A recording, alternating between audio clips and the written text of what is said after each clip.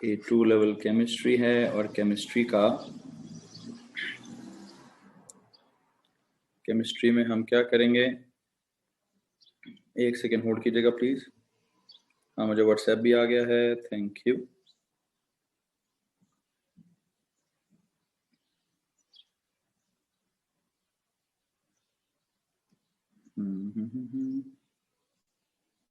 जी, last lecture में भाईजान हम क्या पढ़ रहे थे, हमने ये फिनोल और फिनाइलमाइन का कटा खोला हुआ है। फिनोल और इस फिनाइलमाइन में एक एक थोड़ा बेसिक और बिल्ड करते हैं। केमिस्ट्री में हम पढ़ रहे हैं ऑर्गेनिक केमिस्ट्री, ठीक है, ओके। आ जाएंगे वापस इंशाल्लाह। ऑर्गेनिक केमिस्ट्री में हम लोगों की इस वक्त कौन सी फैमिली चल रही है? This is arenes. एरीन्स हम किन को बोलते हैं? हम बेंजीन को और उसके benzene and it's derivatives, benzene and it's derivatives हमारा टॉपिक चल रहा है। और बेंजीन और उसके डेरिवेटिव्स में इस वक्त हम कौन कौन से डेरिवेटिव्स पढ़ रहे हैं? आई बिलीव फिनोल एंड फिनाइलमाइन पढ़ा जा रहा था। फिनोल को एसिडिक कह दिया गया और फिनाइलमाइन को बेसिक कह दिया गया। फिनोल की एसिडिक स्ट्रेंथ को उसके काउंटर पार्ट से, जो कि एथेनॉल था पिछले साल, उससे ज्यादा एसिडिक करार दिया गया, और फिनाइलमाइन को इथाइलमाइन से, जो कि उसका काउंटर पार्ट है पिछले साल के सिलेबस में, उससे कम बेसिक करार दिया गया। और इन दोनों बातों की वजह क्या बयान की गई कि फिनोल में भी कौन सी सीन है। यहां पर हम पढ़ रहे थे, देयर वाज दिस फिनोल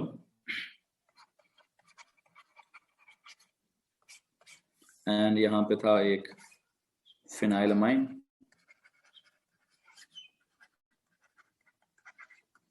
ठीक हो गया जी। इन दोनों की टाइप्स एक दूसरे से बिल्कुल मुख्तलिफ क्यों बयान की गई? उसकी वजह यह रही कि सर अगर आप फिनोल का स्ट्रक्चर देखें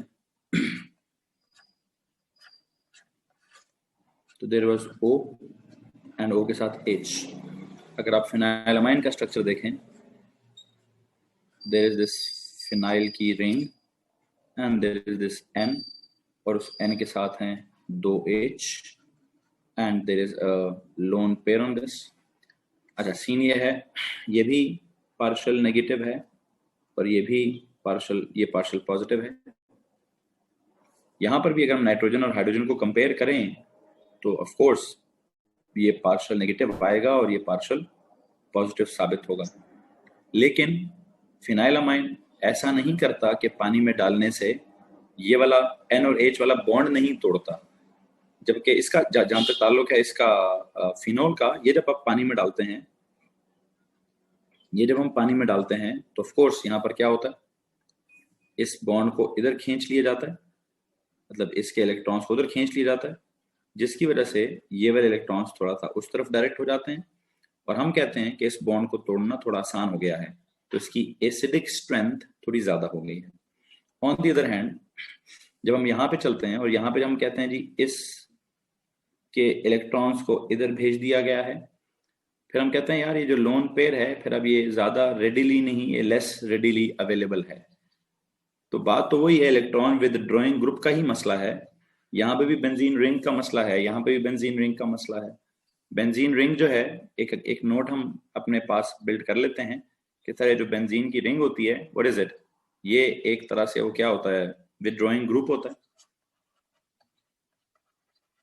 बेंजीन की जो रिंग है, रिंग इज एन इलेक्ट्रॉन, क्या चीज? withdrawing group, electron withdrawing group. What is meant by that electron withdrawing group?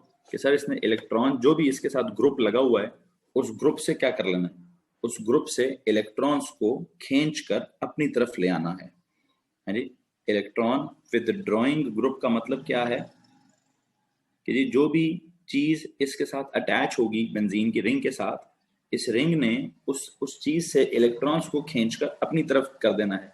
जब उसने इलेक्ट्रॉन्स को खींचकर अपनी तरफ कर देना है तो जो साइड पे चेन लगी हुई है, साइड पे ब्रांच लगी हुई है, उसकी प्रॉपर्टीज थोड़ा सा बदल देनी है।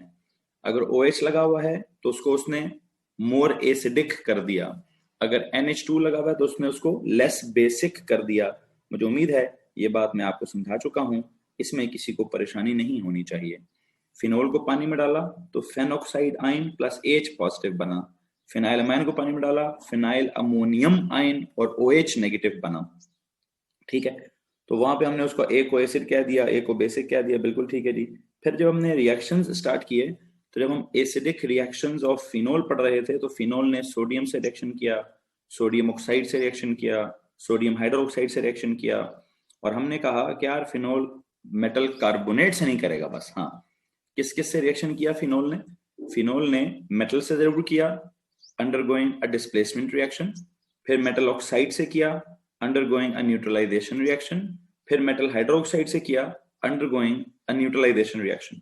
लेकिन मेटल कार्बोनेट से क्यों नहीं कर पाया? क्योंकि हमने कहा इतना स्ट्रॉन्ग एसिड नहीं है, एसिड तो है लेकिन इतना स्ट्रॉन्ग नहीं है कि मेटल कार्बोनेट्स में से कार्बन डाइऑक्साइड गैस को इवॉल्व कर दे।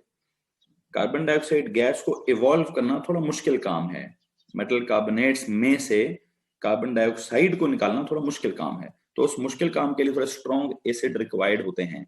उसके लिए जब थोड़े स्ट्रॉन्ग एसिड रिक्वायर्ड होते हैं तो वो ये तो इसने तो नहीं किया ये वाला काम। बहरहाल इसका जब आप पीएच चेक करते हैं, अगर मैं यहाँ पे वो मेरे ख्याल से उस दिन तस्नीम साहब ने चेक किया था कि इसका पीएच जो है इट इज 5 to 6। ओके, अगर कोई फिनाइल अमाइन का पीएच चेक कर दे प्लीज। वैसे तो उसकी वैल्यू याद करने की जरूरत नहीं है, बट स्टिल अगर मैं यहाँ पे गूगल करूं और इसमें लिखूं, तो तस्नीम साहब बड़े माहिर हैं गूगल करने के, वो वैल्यू वहां से गूगल करके बता देते होते हैं। हाँ जी, pH of phenyl amine, phenyl amine जी भाई। so the value comes out to be pH of about 9, I think pH is 9। ठीक हो गया जी। वो कहते हैं इसका pH कितना आता है? इसका pH is 9। अच्छा, अब अगर कंपैरिजन करना है तो किसके साथ कंपेयर करना था? हमने किसके साथ कंपेयर करना था? फिनाइल अमाइन को हमने कंपेयर किया था अमोनिया के साथ। लाइक अमोनिया की नेचर क्या थी? अमोनिया की नेचर क्या थी? कहता जी अमोनिया का pH is 11, अमोनिया के pH is 11। मैं अगर वैसे यहाँ पे एक और चीज चेक करूं, एक सेकंड रुकिए।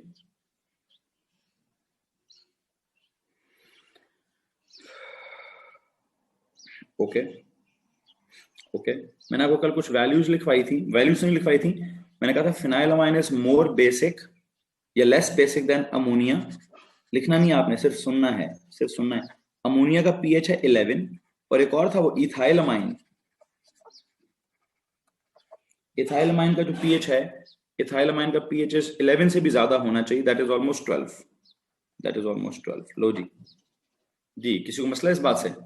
वैल्यूज लिखने की जरूरत नहीं है, लिखना चाहते हैं तो पेज के हेडर पे एक्स्ट्रा नोट के तौर पर लिख दीजिए जाकर। पेज के हेडर पर एक्स्ट्रा नोट के तौर पर आप लिख सकते हैं कि जी phenyl amine was less basic than ammonia which is less basic than ethyl amine. Ethyl amine अच्छा खासा बेसिक साबित हुआ, ethyl amine is more basic than ammonia, ammonia is more basic than phenyl amine. On the other hand जब आप इनकी phenol की acidity check करते थे तो वो आपने किसके साथ कंपेयर की थी? वाटर के साथ। वाटर का पीएच 7 और एक और भी था एथेनॉल, उसका पीएच था 7.3। जी, इन वैल्यूज के को मद्देनजर रखते हुए आपको सारी वो कहानी समझ आ जाएगी जो मैं कहानी आपके सामने बिल्ड करने की कोशिश कर रहा हूं। ठीक है कि जी फिनोल देखें, फिनोल इज मोर एसिडिक, मतलब वाटर एसिड तो है ही नहीं ना, लेकिन फिर भी अगर आप कहीं से एसिडिटी निकालना चाहते हैं तो फिनोल को क्या कहेंगे हम? Sir phenol is more acidic then water, या फिर it is more acidic then ethanol. Ethanol तो ऑल की वजह से कहां जाना चाहिए इसको? इसका तो OH काफी हद तक हाइड्रोक्साइड वाला OH है, नॉट काफी हद तक, मेटल हाइड्रो। एक और काम करें जी, अगर आप किसी मेटल हाइड्रोक्साइड की बात करते हैं है जी। अगर आप बात करते हैं मैग्नीशियम हाइड्रोक्साइड की, तो लेट मी टेल यू उसका पीएच भी होगा 9 के बराबर। और अगर आप सोडियम हाइड्रोक्साइड की बात करते हैं तो सोडियम हाइड्रोक्साइड का पीएच होता है 13 या 14 के बराबर। तो सोडियम हाइड्रोक्साइड तो बहुत ही स्ट्रॉन्ग किस्म की बेस है, स्ट्रॉन्ग किस्म का अल्कली है। जहां तक ताल्लुक है इसका मैग्नीशियम हाइड्रोक्साइड का, तो उसके बारे में आपने शायद सुना हो। बल्कि एक सेकेंड, मैग्नीशियम से भी पहले क्या करता हूं, एक एक लेते हैं कैल्शियम हाइड्रोक्साइड। कैल्शियम हाइड्रोक्साइड का पीएच ऑलमोस्ट 12 या 13 होगा। फिर लेता हूं मैग्नीशियम हाइड्रोक्साइड, उसका पीएच जो है वो 9 या 10 होगा। फिर लेता हूं एथेनॉल, एथेनॉल का पीएच क्या है, एथेनॉल वाला जो OH है, ये जो है ROH, what is this ethanol,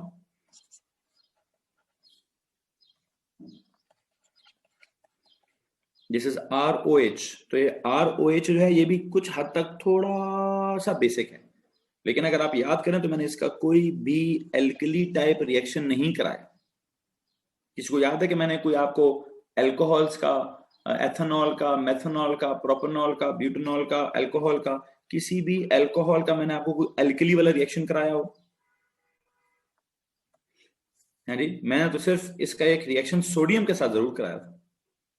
ठीक है, अब आज क्या हुआ, असल मुसीबत ये पड़ी कि सर OH के होने से तो एल्कली होती है, इस OH के होने से भी एल्कली, ये OH है तो एल्कली, ठीक है, ये वाला OH है तो मतलब अल्काइल हाइड्रोक्साइड। ऑल्दो भी हमने इसको कभी कहा नहीं, आपने पिछले दिनों AS की क्लास ली होगी, और कल या परसों की AS की क्लास में मैंने जिक्र किया कि अल्कोहल में बेशक होता है OH, लेकिन हम इसको हाइड्रोक्सो कहते हैं, हाइड्रोक्सिल कहते हैं, ठीक है, हाइड्रोक्सी कहते हैं, हाइड्रोक्साइड नहीं कहते हैं जी। यहाँ पे जो हमारे पास इसका नाम है, इसका नाम है हाइड्रोक्सी कंपाउंड्स। क्या कहते हैं इसको हम, हाइड्रोक्सी कंपाउंड्स, ठीक है। They don't call it hydroxide compounds, these are hydroxides, so they are pure bases, they are pure alkalis. This is not hydroxide, this is hydroxyl, hydroxo, ठीक है, हाइड्रोक्सी। सो चलो ऑलमोस्ट, फिर भी हल्का सा ये क्या हो गया, हल्का सा ये भी थोड़ा बेसिक हो गया, लेकिन हमने इसका कोई भी बेस वाला रिएक्शन नहीं पढ़ा। ठीक है, वाटर का तो वैसे ही हमें पता है एम्फोटेरिक टाइप चीज है या न्यूट्रल टाइप चीज है, वाटर को तो हम किसी, लेकिन हाँ अनोखी बात है, एक अनोखी बात फिनोल के साथ है। फिनोल की इस बात को आप अनोखा समझेंगे, अनोखा समझना चाहिए आपको कि सर इसमें भी तो OH ही है, व्हाट इज दिस, C6H5, इसमें भी तो OH ही है, लेकिन ये OH बिल्कुल ही सत्यानाश OH है। सत्यानाश OH मतलब ये तो OH एल्कली वाला, ये तो O लेवल्स वाले को बताओगे OH और एसिड है तो उसका तो दिमाग फट जाएगा कि जैसे O लेवल्स के बच्चे को आपने ये रटा लगवाया कि जनाब जब भी किसी कंपाउंड में OH होता है, मेटल हाइड्रोक्साइड होता है, ठीक है, तो वो अल्कली होती है या वो बेस होती है। उस बेचारे को अगर मैंने कभी ये C6H5OH पढ़ाकर कह दिया एसिड है, तो कहेगा सर जी सुबह आप कुछ कहते हैं, शाम को आप कुछ कहते हैं, ठीक है। तो इसलिए O लेवल्स में ये फिनोल वाली कोई कंपाउंड टाइप चीज ही नहीं होती। अब आपको मालूम है क्या मैंने इसको OH को एसिडिक क्यों कहा है? बात समझ आ रही कि नहीं आ रही भाई? जी बच्चों, हाँ या ना करेंगे? किसी को मसला हो रहा है इस टॉपिक से? नो? सो लेकिन इशू क्या था, इशू ये था सर OH जो है मेटल्स के साथ हो तो बेस या एल्कली होता है, ठीक है, लेकिन वही OH जो है वो वाटर के साथ हो तो बिल्कुल न्यूट्रल चीज होती है। वाटर में भी तो OH होता है ना, वाटर में नहीं होता HOH। तो वाटर को कभी आपने कहा है एसिड या बेस? हाँ, ज्यादा बहुत ज्यादा हमें अखीर हुई हो तो हम इसको एम्फोटेरिक कह देते हैं, एसिड या बेस नहीं कहते। अदरवाइज हम इसको O लेवल्स का बच्चा न्यूट्रल कहता है, A लेवल्स का बच्चा एम्फोटेरिक कहता है। ओके हो गया। फिर लेकिन ये जो OH है फिनोल के साथ लगा हुआ, फिनाइल वाला, फिनाइल OH या फिनोल वाला जो कंपाउंड है, इस OH को मुझे एसिड कहना है, ठीक है। और इसके लिए इसकी जो साइंस है, इसके लिए क्या सीन है, इसका सीन है पुत्र जी, इसका रिएक्शन भी है एक न्यूट्रलाइजेशन वाला, इसका हमने एक रिएक्शन भी किया है न्यूट्रलाइजेशन वाला, ठीक है। किसके साथ मैंने इसका रिएक्शन कराया था, मेटल ऑक्साइड के साथ या मेटल हाइड्रोक्साइड के साथ, और कुछ सॉल्ट प्लस वाटर टाइप चीज बनाई है। मुझे उम्मीद है इसमें किसी को प्रॉब्लम नहीं होगी।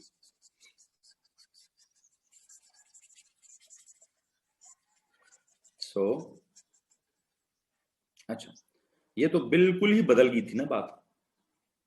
ऑन दी अदर हैंड जब आप इधर आते हो तो बेटा यहाँ तो ठीक है, यहाँ एग्री कि सर अमोनिया भी बेस ही है, फिनाइलमाइन भी बेस ही है, इथाइलमाइन भी बेस ही है, सब बेसिक हैं, ठीक है। चूंकि इनमें नाइट्रोजन है, नाइट्रोजन पे लोन पेयर है, और वो जो नाइट्रोजन पे लोन पेयर है, वो लोन पेयर क्या करता है, वो lone pair hydrogen positive ion को एक्सेप्ट करने की कोशिश करता है, प्रोटॉन एक्सेप्टर की तरह बिहेव करता है, तो इसको हम बेस कह सकते हैं।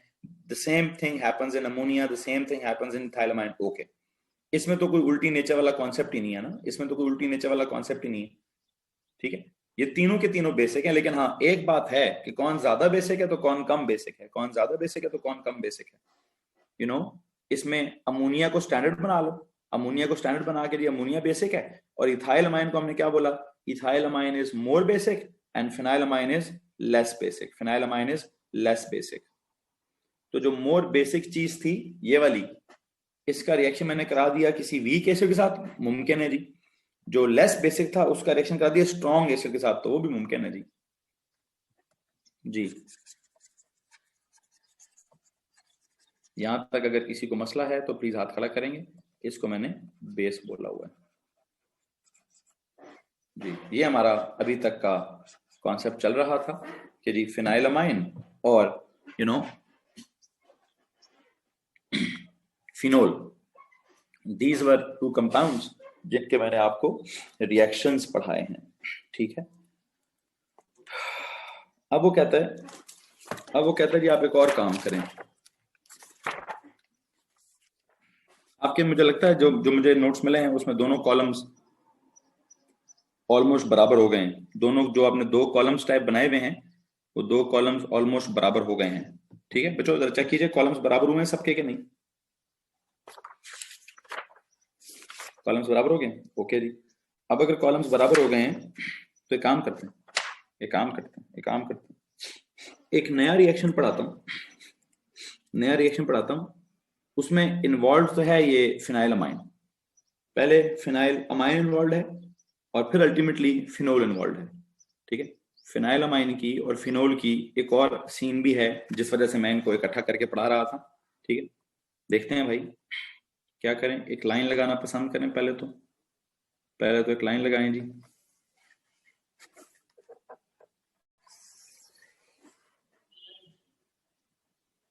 ये लीजिए, लाइन लगाने के बाद आज मैं आपको यूं समझिए नया लेक्चर अभी स्टार्ट हो रहा है, ठीक है। अच्छा वैसे एक बात बताएं, आपको नहीं लगता फिनोल का और फिनाइलमाइड का आपस में रिएक्शन होना चाहिए, फिनोल का और फिनाइलमाइन का आपस में रिएक्शन होना चाहिए, लेकिन मुसीबत ये है कि जब आप इसका आपस में रिएक्शन कराएंगे, ठीक है, तो हो सकता है होने को तो हो जाएगा कि सर फिनोल है वो फिनाइलमाइन है, ये एसिड है वो बेस है, इसके एच पॉजिटिव को वो आपस में वो क्या कर ले, वो एब्जॉर्ब कर ले, ठीक है, फिनाइल अमोनियम फेनोक्साइड बना दे, ठीक है। लेकिन मैं इस रिएक्शन को पढ़ाऊंगा नहीं, हमारी सिलेबस की जो स्पेसिफिकेशन है उसने कहा जी यार ये इतना कुछ स्ट्रॉन्ग एसिड नहीं है, ये इतना कुछ स्ट्रॉन्ग एसिड नहीं है, ये एक वीक किस्म का एसिड था, ठीक है।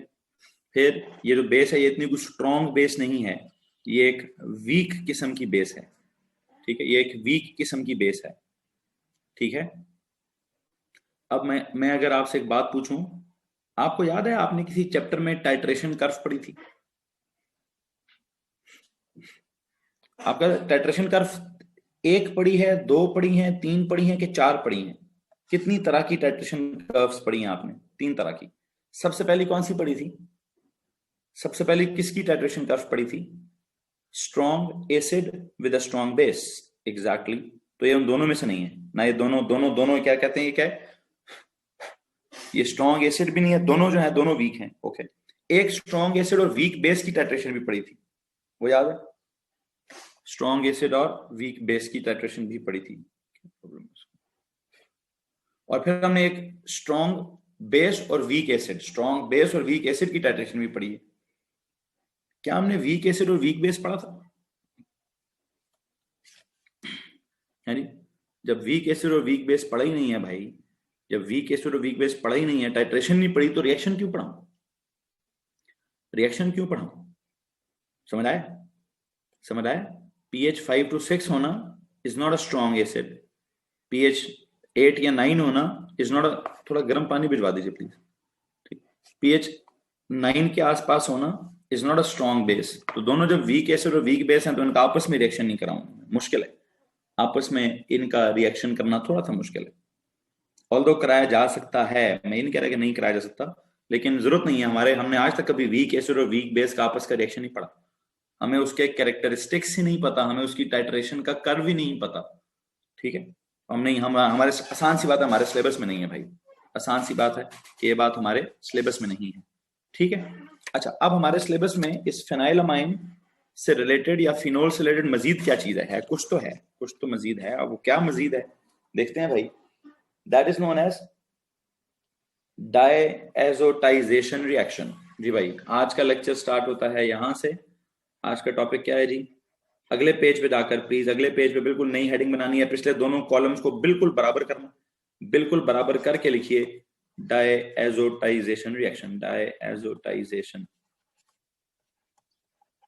रिएक्शन। ओके जी। डायएजो, डाय का मतलब क्या होगा जी सर? दो, एजो, एजो पता है किसको कहते हैं? नाइट्रोजन को। किसको? नाइट्रोजन को कहा जाता है। ओजो किसको कहा जाता है? ओजोन। ओजोन किसको कहा जाता है? ओजोन कहते हैं O3, ये मुझे लगता है मैंने कहीं पहले पढ़ाया आपको।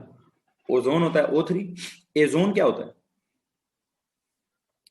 पुत्र जी, ये जो आपकी आपकी जो ये अर्थ होती है, वैसे दिस इज प्लेनेट अर्थ, तो ये वाली जो एटमोस्फेयर है इसको कहते हैं ए जोन। और वो एंड पे जाकर एक बाउंड्री है, उस बाउंड्री को क्या कहते हैं? उस बाउंड्री को जाके कहते हैं ओजोन, ठीक है। उधर क्या होता है? उधर होती है O3, तो उसको ओजोन कहते हैं। इस नॉर्मल एटमोस्फेयर में सबसे ज्यादा क्या चीज है? इस नॉर्मल एटमोस्फेयर में सबसे ज्यादा है नाइट्रोजन, तो नाइट्रोजन की वजह से इसको कहते हैं ए जोन, ए जोन, ठीक है। तो आई होप आपने लफ्ज एजाइड पढ़ा होगा पहले कहीं। एजाइड पढ़ा? सोडियम एजाइड, एक कंपाउंड आया था किसी पास पेपर में या पता नहीं कहां पर, सोडियम एजाइड। चलो नहीं भी आया, अभी पढ़ा रहा हूं ना, अभी पढ़ा रहा हूं ना कि डाई का मतलब है दो, एजो का मतलब है nitrogen. Diazotization, diazotization reaction. बस अपने पेज के हेडर पे जाओ, वहां जाके लिखो what is O3, O3 is ozone, what is N2, N2 is azone, ठीक है। O3 gas is ozone, N2 gas is azone. इस बात को प्लीज जरा पेज के हेडर पे कहीं फिट करो, तो सिंपल सी बात है जी। अच्छा, वापस आता हूं। What is diazotization reaction? एक ऐसा रिएक्शन जिसमें क्या होगा? एक ऐसा रिएक्शन जिसमें जिसमें दो नाइट्रोजन के एटम्स होंगे। A reaction in which diazonium salt is formed. A reaction in which diazonium salt is formed. जरा देखते हैं प्लीज। A reaction, डायजोटाइजेशन रिएक्शन मतलब क्या? A reaction in which diazonium, diazonium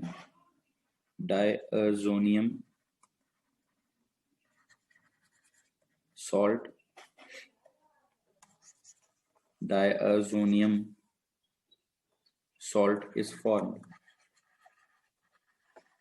हाँ जी, what is this diazonium salt? Diazonium salt क्या चीज होती है सर? डाइजोनियम सॉल्ट बेसिकली एक ऐसा सॉल्ट होता है जिसमें दो नाइट्रोजन एटम्स इन्वॉल्व होंगे।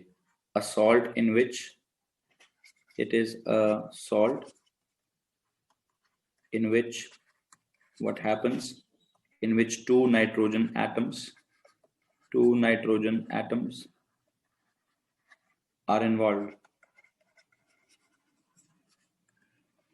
a salt in which two nitrogen atoms are involved, a salt in which two nitrogen atoms are involved, ठीक है। डायएजोटाइजेशन रिएक्शन मतलब डाई मतलब दो, एजो मतलब नाइट्रोजन, डायएजोटाइजेशन डायएजोनियम सॉल्ट, डायएजोनियम मतलब दो नाइट्रोजन एटम्स वाला कंपाउंड फॉर्म होगा। ओके जी। अच्छा, अब ये क्या चीज है, ये जो डायजोनियम डायजोटाइजेशन रिएक्शन है, एक बात याद रखिए, this is a special reaction of, this is a special reaction, it is a special reaction of phenylamine। देखें, मुझे एक बात बताएं, आपने नॉर्मली जब पढ़े एसिड्स, आपने जब नॉर्मल पिछले साल ओ लेवल्स में एसिड्स पढ़े, तो आपने अल्टीमेटली एसिड्स का एक स्पेशल रिएक्शन पढ़ा, क्या कि सर एसिड्स की आदत होती है मेटल कार्बोनेट से रिएक्शन करके सॉल्ट प्लस वाटर बनाने की, मान ली बात। फिर आपने एक एल्कलीज पढ़े, फिर आपने कहा सर एल्कलीज की भी एक स्पेशल आदत होती है। क्या स्पेशल आदत होती है सर? एल्कलीज की एक स्पेशल आदत होती है अमोनियम के सॉल्ट्स के साथ रिएक्ट करके अमोनिया गैस इवॉल्व करने की। एसिड्स का स्पेशल रिएक्शन होता है मेटल कार्बोनेट्स के साथ रिएक्शन करके कार्बन डाइऑक्साइड इवॉल्व करना। एल्कलीज का स्पेशल रिएक्शन होता है अमोनियम के सॉल्ट्स के साथ रिएक्शन करके अमोनिया गैस इवॉल्व करना। ओके, अब मैं क्या कर रहा हूं, अब मैंने यहाँ पे आपको फिनाइलमाइन का एक स्पेशल रिएक्शन कराना है, जिसका ना तो मेटल कार्बोनेट के साथ रिएक्शन है, ना ये मेटल कार्बोनेट का रिएक्शन है, ना ये अमोनियम सॉल्ट का रिएक्शन है, बल्कि थोड़ा अजीब सा, थोड़ा डिफरेंट सा रिएक्शन है। देखते हैं, मैं इसको एक तरह से न्यूट्रलाइजेशन भी है। It is the special reaction of phenylamine, it is the special neutralization reaction. एक और काम करो, इट इज द स्पेशल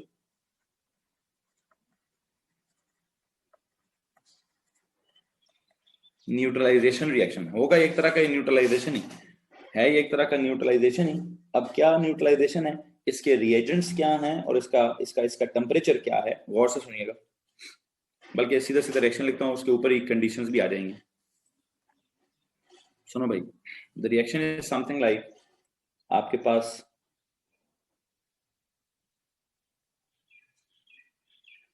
इसमें से mixture of HCl and, okay hold on, there is this, बल्कि एक सेकंड, इससे पहले कि मैं रिएक्शन कराऊं, मैं पहले आपको जरा इसके रिएजेंट्स बता दूं। It is a special neutralization reaction of phenylamine, ठीक है, in which it is reacted with a special neutralization reaction of phenylamine,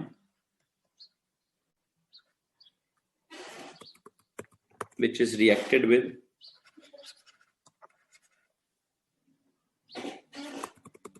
special reaction of phenylamine, where the other reagents are,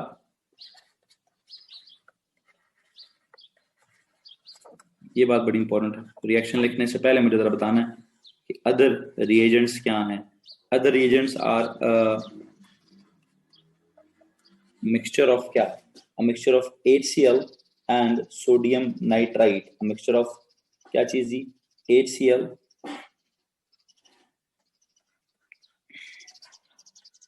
and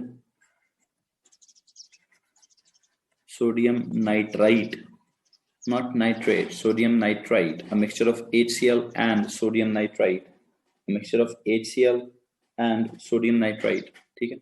अब होता कुछ यूं है, ये जो इनका मिक्सचर है ना HCl का और सोडियम नाइट्राइट का, ये मिक्सचर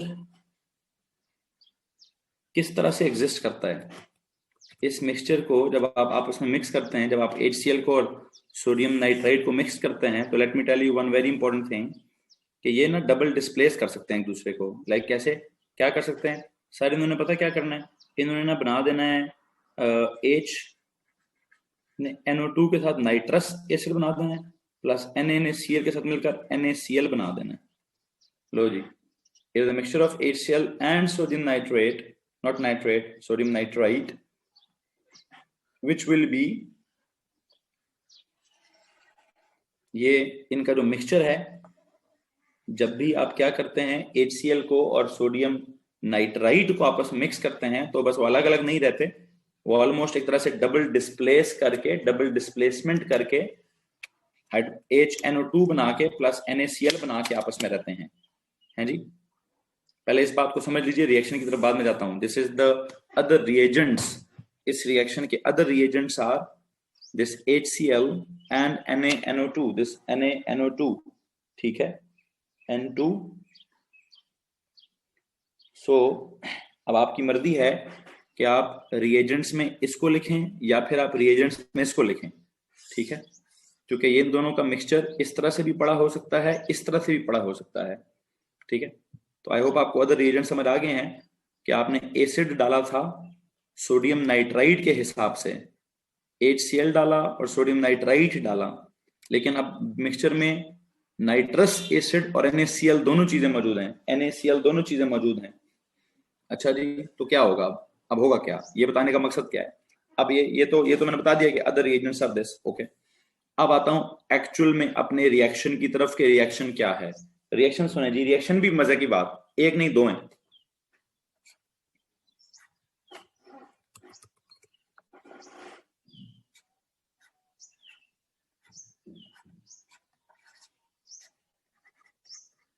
ये कौन है जी, प्लीज बताइए कौन है।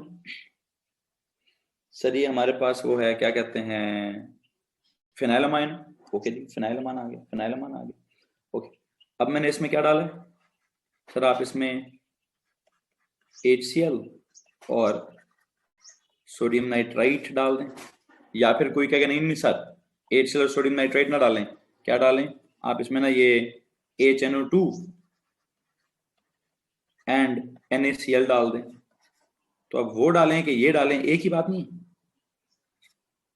ऊपर वाले रिएजेंट्स लिखें या नीचे वाले रिएजेंट्स लिखें, प्लीज बताइए, एक ही चीज नहीं है क्या।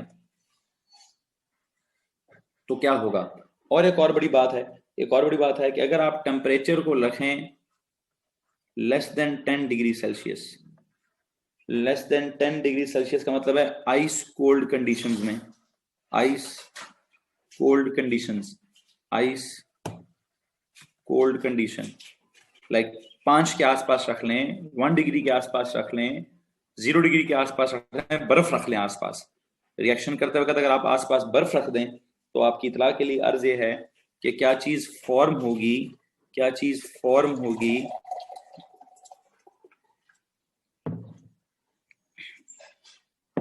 फिनाइल अमाइन की बजाय फिनाइल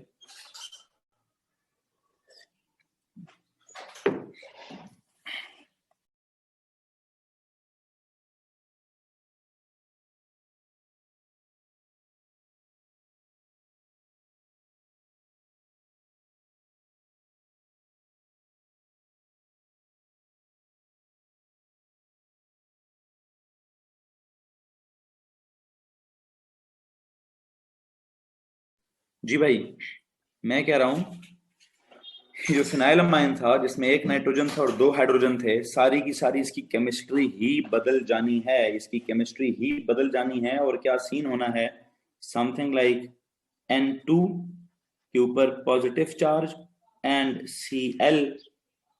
Cl उसके ऊपर नेगेटिव चार्ज, प्लस क्या, प्लस H2O बनेगा जी, प्लस H2O बनेगा, प्लस H2O बनेगा। So you know what is happening, you know what is happening, हम ये कह रहे हैं कि जनाब जी, और ये व्हाट इज इसका नाम क्या है, diazonium chloride, phenyl diazonium chloride, इसका नाम क्या रखूंगा मैं, इसका नाम है फिनाइल, ये फिनाइल हो गया, N2 का मतलब डाइजोनियम हो गया और Cl का मतलब क्लोराइड हो गया। तो इसको आप सॉल्ट कहेंगे। अगर आप कहते हैं कि सर जी ये चीज हो गई बेस टाइप, ये मिक्सचर हो गया एसिड टाइप, तो एसिड प्लस बेस ने क्या बना दिया, ये हो गया सॉल्ट और ये हो गया वाटर। तो आप बताएंगे जरा कौन सा रिएक्शन है, isn't this a neutralization, but it is some अजीबोगरीब सी न्यूट्रलाइजेशन है जी। वेयर डिड सोडियम गो, असल में sodium is a spectator ion, sodium will be a spectator ion, sodium पहले भी 1 पॉजिटिव था, सोडियम बाद में भी 1 पॉजिटिव है, ठीक है, sodium is a spectator ion, okay, okay जी। सो अगर हम देखें N इधर से 2 हो गए, वो Cl आ गया, H2 हो गए, H2O हो गया, एंड देन इफ यू से कि जनाब वो 2 हैं, तो अगर आपने उसको बैलेंस ही करना है, आपने इसको बैलेंस करना है, तो इसकी बैलेंसिंग के लिए आई बिलीव अगर मैं इसको यहाँ से बैलेंस करूँ तो इसके हिसाब से ये बैलेंसिंग बनती है। इसको प्रॉपर रिएजेंट ले लें, नाइट्रस एसिड को क्या करें, नाइट्रस एसिड को प्रॉपर रिएजेंट ले लें। N हो गए, N एक ये वाला N और एक N, तो फिर इस तरह से 3 हो गए। खैर इसकी मैंने बैलेंसिंग नहीं करानी भाई, इसमें असल में हम एक मिक्सचर ले रहे हैं, उस मिक्सचर में से किसने कैटलिस्ट के ऊपर आना है, किसने एज अ रिएजेंट आना है। मैं चाहता हूं आप क्या कर लें, मैं चाहता हूं आप सिर्फ क्या कर लें, आप सिर्फ ये देख लें कि यार एक चीज ने बेस की तरह बिहेव किया है, एक चीज ने एसिड की तरह बिहेव किया है, और एक आपके पास सॉल्ट टाइप चीज बनी है, और एक आपके पास वाटर बना है। ठीक है, ठीक है जी। इसकी बैलेंसिंग से बढ़कर आपको सिर्फ ये पता होना चाहिए कि यार ये जो कंपाउंड हमने बनाया है, ये कंपाउंड क्या चीज है, ये कंपाउंड क्या चीज है, इस कंपाउंड में ये N2 क्या चीज है। असल चीज सारी ये है, N2 को समझना, N2 को समझना असल बुनियादी चीज है, N2 के स्ट्रक्चर को समझना बुनियादी चीज है। तो स्ट्रक्चर को कैसे समझाऊंगा जरा देखिएगा प्लीज, इसका जरा स्ट्रक्चर मैं दोबारा ड्रॉ करता हूं। ये N है, उसके साथ एक और N लगा हुआ है, ठीक है, और Cl अलग से है। Cl का और N के दरम्यान में कोई कोवेलेंट बॉन्डिंग नहीं है, Cl और N के दरम्यान में आयनिक बॉन्डिंग है, आयनिक। एक सेकेंड रुकिए जी, एक सेकेंड रुकिए बस। HCl प्लस NO2, ठीक है जी। वो कहता है जी, एक काम तो आप ये करें ना जरा, इसकी बैलेंसिंग करते वक्त आप ये जो है ना इसके ऊपर लिखें ही ना, आप इन दोनों को एरो के ऊपर लिखें, चूंकि आप इसकी बैलेंसिंग नहीं कर पाएंगे। इसकी बैलेंसिंग अजीब व गरीब सी है, उसको छोड़ दीजिए। कहता है जी बैलेंसिंग के बगैर करें, इसको भी ना एरो के ऊपर ले दें। हाँ जी, एरो का हिस्सा बना दें इसको। ये लीजिए जनाब, वो ये कह रहा है कि आप इसके रिएजेंट्स को एरो का हिस्सा बना दें, क्योंकि आप इसको बैलेंस नहीं कर रहे, पहली चीज। दूसरी चीज ये है कि जनाब इस N और N के बीच में बॉन्डिंग सिखाइए। आप इसको सॉल्ट किस बुनियाद पर कह सकते हैं? सॉल्ट तो एक आयनिक कंपाउंड नहीं होता जी भाई, बिल्कुल सॉल्ट एक आयनिक कंपाउंड होता है। कह रहा था इसकी आयनिक कंपाउंड का मतलब तो इसका समझाइए। N और N के बीच में, मुझे आप एक बात बताएंगे, N और N के बीच में अगर मैं कहूं यहां पे ट्रिपल कोवलेंट बॉन्ड है, किस N का खाता पूरा हो गया? इस N पर एक लोन पेयर है, तो क्या आपको ये वाला N समझ आ गया? है जी, क्या आपको ये वाला N समझ आ गया कि इसके ग्रुप, ये ग्रुप नंबर 5 का होता है। वैलेंस शेल में इसके 5 इलेक्ट्रॉन्स होते हैं, एक इसके ऊपर लोन पेयर है, 3 इसने बॉन्ड्स बना दिए। ये वाला नाइट्रोजन तो फुली सेटिस्फाइड हो गया। ओके, इस नाइट्रोजन के बारे में क्या ख्याल है? Look at this nitrogen. इस नाइट्रोजन का ग्रुप नंबर था 5 में से 4 इलेक्ट्रॉन इसने बॉन्डिंग में कर दिए और अपना एक इलेक्ट्रॉन इसने उड़ा दिया। 4 इलेक्ट्रॉन इसने बॉन्डिंग में इन्वेस्ट कर लिए, 4 कोवेलेंट बॉन्ड्स बना लिए, और जो 5वां इलेक्ट्रॉन था इसने लूज कर दिया। उसको लूज करके उसको Cl ने क्या कर दिया, उसको Cl ने गेन कर दिया। और इनके बीच में यहाँ क्या है? इनके बीच में सर जी आयोनिक बॉन्डिंग, इनके बीच में यहाँ पे आयोनिक बॉन्डिंग है जी भाई। ये पूरी चीज, ये जो फिनाइल डाइजोनियम है, फिनाइल डाइजोनियम है, फिनाइल डाइजोनियम है। What is this phenyl diazonium?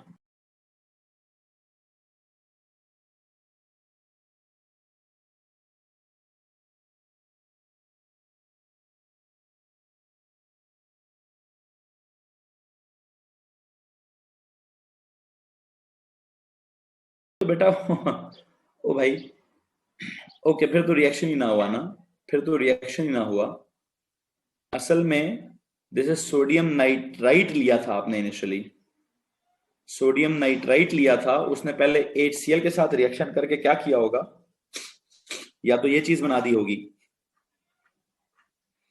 फिर उसने इसमें से क्या किया होगा, इसका कुछ रिएक्शन हुआ होगा उसके साथ। मैं इसीलिए आपको कह रहा हूं ना कि मैं इन तमाम चीजों को नहीं समझा रहा, मैं सिर्फ आपको समझा रहा हूं कि मेरा बेसिक रिएक्टेंट है कौन, फिनाइलमाइन, जो कि एक बेस है। शामिर प्लीज इसका जवाब दीजिए। फिनाइलमाइन जो कि एक बेस है, टेम्परेचर रखा इतना, ये दो चीजें मिक्स की, इनका रिएक्शन करने दिया, तो क्या चीज बन गई, ये चीज बन गई। मुझे बस इसको समझाना है, ये क्या चीज है, what is this, this is some sort of salt. If I say this is a product and this is a salt, how is this a salt? Salt is an ionic compound. तो एक कैसे salt कैसे हो सकता है sir, ये salt इस वजह से है कि ये भी ionic compound है, चेक तो करें।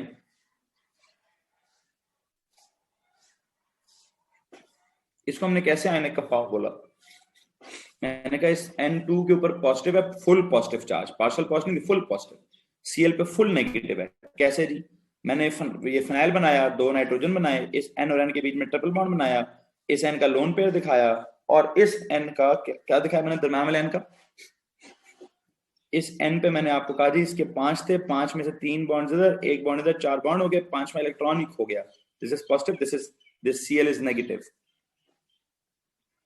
Now when this Cl is negative, तो इसके दरमियान में ये क्या चीज है, ये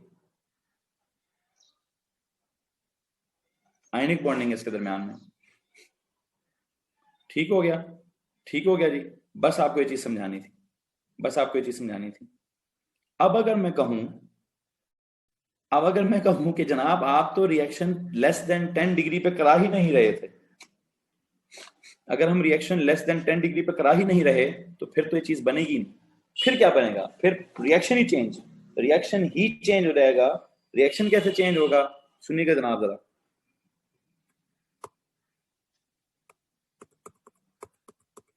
यही एग्जैक्टली सेम रिएक्शन अगर मैं क्या करूं, मेरे पास यही फिनाइल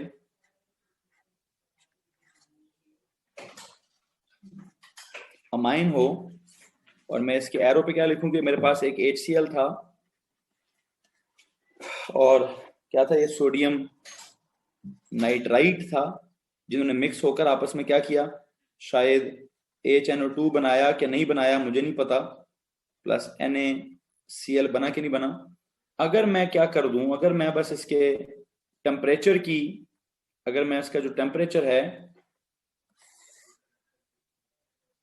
अगर मैं इसका टेम्परेचर जो है वो 10 से लेस की बजाय 10 से ज्यादा कर दूं, थोड़ा सा इस मिक्सचर को हीट कर दूं, ठीक है, तो क्या होगा सर, पता क्या होगा, एक बड़ा ही कोई अनएक्सपेक्टेड किस्म का प्रोडक्ट बनेगा, बिल्कुल ही अनएक्सपेक्टेड किस्म का प्रोडक्ट बनेगा। पता कौन, फिनोल बन जाएगा। क्या बन जाएगा सर, ये क्या कह रहे हैं आप भाई, यही तो साइंस है जी, यही तो A2 लेवल की साइंस है। रिएक्शन ही अजीबो गरीब सा है भाई, उसकी साइंस ही समझ नहीं आ रही है। इतनी मुश्किल से हमने उसका पिछला न्यूट्रलाइजेशन का पार्ट समझा, इतनी मुश्किल से हमने उसका पिछला न्यूट्रलाइजेशन का पार्ट समझा, अभी वो थोड़ा सा समझ ही आया था कि आपने अजीब ही बात कर दी कि सर टेम्परेचर बढ़ाएं 10 से ज्यादा, ये रिएजेंट्स लें, ठीक है, और वो फिनाइलमाइन जो कि बेसिक चीज थी उससे फिनोल बन जाएगा जो कि एसिडिक चीज है। वाह, नाउ से वाह जी। मैकेनिज्म नहीं पढ़ाना, नहीं है जी हमारे सिलेबस में मैकेनिज्म, ठीक है। सो दे से वाओ जी, प्योर रटा लगाना है, प्योरली इसका रटा लगाना है, डायएजोटाइजेशन रिएक्शन, ठीक है। इसीलिए तो ऑर्गेनिक से समटाइम चिड़ चढ़ती है कि यार इतना मजे का कॉन्सेप्ट सिखाते सिखाते सिखाते सिखाते एकदम से कॉन्सेप्ट का सत्यानाश करके कोई अजीबो गरीब सी बात कर दी जाती है। इजी है नहीं, इजी तो है, ओके, रटा मारे तो सब इजी है, लेकिन अब अगर आप ये सोचने बैठ जाएं कि सर किसने किसको डिस्प्लेस किया, किसने किसको न्यूट्रलाइज किया, किसने किसको स्पेशल रिएक्शन किया, ये किया वो किया, लटरम हुआ पटरम हुआ, तो गए फिर हम काम से जी। पता मैंने इसको स्पेशल न्यूट्रलाइजेशन रिएक्शन क्यों कहा है जी, why do I call it special neutralization. O levels वाले बच्चे को भी तो ऐसे ही एक रिएक्शन पढ़ाते होते थे हम, कि जी एसिड्स का एक स्पेशल रिएक्शन होता है विद मेटल कार्बोनेट्स, और वो मेटल कार्बोनेट्स में से कार्बन डाइऑक्साइड गैस को इवॉल्व कर देता है, पहली बात। फिर हम एल्कलीज के एक स्पेशल रिएक्शन पढ़ते थे कि स्ट्रॉन्ग एल्कलीज क्या करती हैं, अमोनियम सॉल्ट्स के साथ रिएक्शन करके उसमें से अमोनिया गैस निकालती हैं, स्पेशल रिएक्शन। अब यहां पे इसको मैं स्पेशल रिएक्शन क्यों कह रहा हूं, सारी HCl और सोडियम नाइट्राइट का जो मिक्सचर है, ये फिनाइल अमाइन के साथ रिएक्शन करके उसमें से नाइट्रोजन की गैस निकाल देता है। टेम्परेचर लेस देन 10 डिग्री हो तो कुछ डायजोनियम सॉल्ट टाइप चीज पैदा कर देता है, और अगर टेम्परेचर मोर देन 10 डिग्री हो तो नाइट्रोजन गैस इवॉल्व कर देता है। तो हर उस रिएक्शन को जिसमें एसिड बेस इन्वॉल्व हो और अगर कोई गैस इवॉल्व हो रही हो तो मैं उसको स्पेशल रिएक्शन कहता होता हूं। कोई मसला है तो हाथ खड़ा कर दें, कोई मसला है तो हाथ खड़ा कर दें। Diazonium, diazonium reaction, diazotization reaction, diazonium salt, ठीक है, दो नाइट्रोजन या तो दो नाइट्रोजन चिपक जाए यहां पर।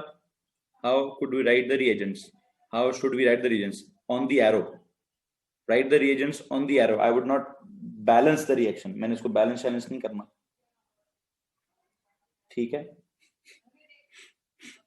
मैंने इसको बैलेंस नहीं करना। वैसे एक बात है, अगर मैंने यहाँ पे बैलेंस करना हो तो H2 2 और 1 3, 2 और 1 3, 2 2 2, हाँ इसको इसको इस तरह से बैलेंस किया जा सकता है, राइट द होल रिएक्शन। चलो एक सेकंड, बच्चा कहते सर जरा होल रिएक्शन तो लिख के दिखाएं। इस वाले रिएक्शन को मैं बैलेंस कर सकता हूँ, कैसे? इसके लिए मैंने कहा था पूरा एरो बना दें।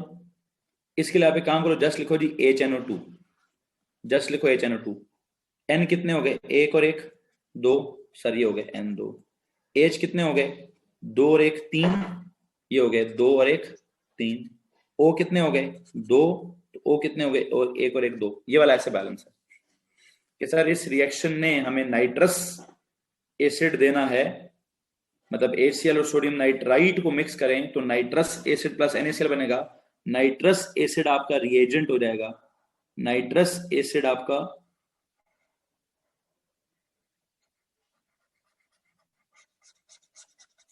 रिएजेंट हो जाएगा, ठीक है, ठीक है, नाइट्रस एसिड आपका रिएजेंट हो जाएगा। ऊपर वाले में मैं किसी एक आधे को रिएजेंट नहीं बना रहा, ऊपर वाले में मैं किसी एक आधे को रिएजेंट नहीं बना रहा, ठीक है, ठीक है भाई। ऊपर वाले में नाइट्रस एसिड भी है, ऊपर वाले में NaCl भी हमारा रिएजेंट है, ठीक है। तो बस ऊपर वाले में सबको एरो पे लिखें, सबको एरो पे लिखें। नीचे वाले में अगर आप सिर्फ इस मिक्सचर में से, अल्लाह अकबर, ओ भाई कब से समझा रहा हूं, आप पता नहीं क्यों बैलेंसिंग के पीछे पड़ गए हो। प्रोडक्ट समझ आ गए?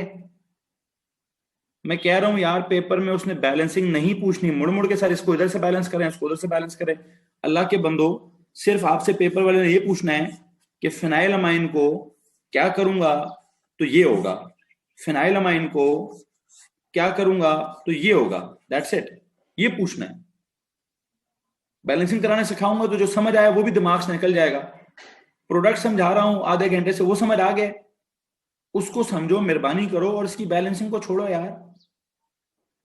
करा दिया ना, नीचे वाला बैलेंस करा भी दिया इनफैक्ट, फिर भी कहते सर NaCl ना लिखें।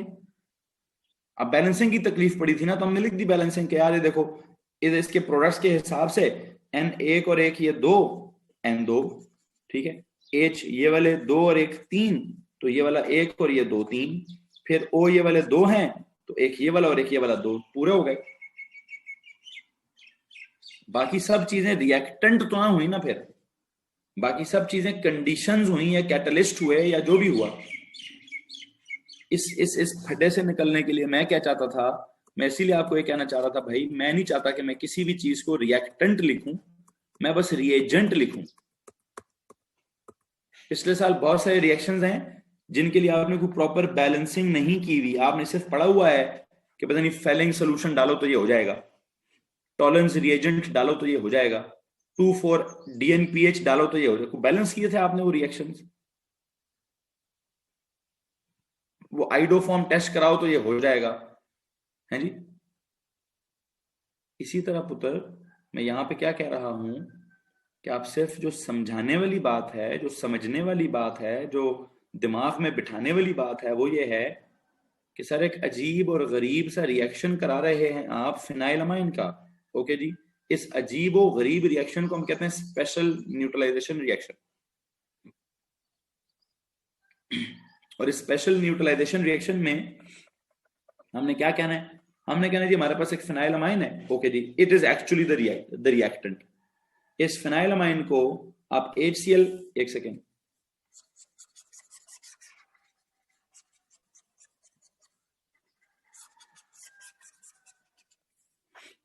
क्या करें,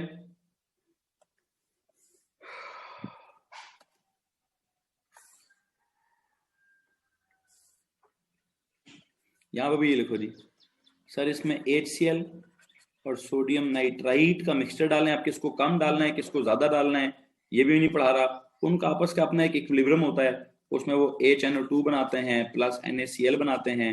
ये एक मिक्सचर है जी, इस मिक्सचर को डाल दें, टेम्परेचर रख दें कितना, <10 तो बनेगा फिनाइल डाइजोनियम क्लोराइड। और अगर उसी मिक्सचर को रखें, यही सारा कुछ करें, टेम्परेचर कर दें <10 तो बनेगा phenol. That's it, that's it. जब टेम्परेचर <10 हो तो कॉल इट डायएजोटाइजेशन, कि डायजोनियम सॉल्ट बन गया। टेम्परेचर <10 हो, call it a special neutralization reaction, जिसमें नाइट्रोजन गैस निकल गई है। बैलेंसिंग नहीं करा रहा। अदर रिएजेंट्स तो मैंने एरो के ऊपर ही लिख दिए हैं। तो याद करने का मुद्दा क्या है, याद करने की बात क्या है बच्चों, प्लीज बताइए, याद करने की बात क्या है? फिनाइलमाइन would convert into a phenyl diazonium salt और फिनोल। जो हम पिछले कल या परसों के लेक्चर में फिनोल को बिल्कुल दुनिया की कोई और चीज कहते थे, और फिनाइलमाइन को हम दुनिया की बिल्कुल कुछ और चीज कहते थे। इसको हमने एसिडिक कहा था, इसको हमने बेसिक कहा था, इसको हमने इसका pH 5 to 6 था, इसका pH 9 था, ठीक है। इसमें OH लगा था, उसमें NH2 लगा हुआ था, बिल्कुल मुख्तलिफ चीजें थी ना। दो अलग अलग कॉलम्स आपने बनाए ना, बिल्कुल अलग अलग। आज के रिएक्शन में क्या बताया जा रहा है आपको? Phenyl amine can be converted into phenol. ऐसे आपसे एक सवाल पूछूं, प्लीज एक सवाल का जवाब दीजिए। इस सफे से जाइए पिछले सफे पर,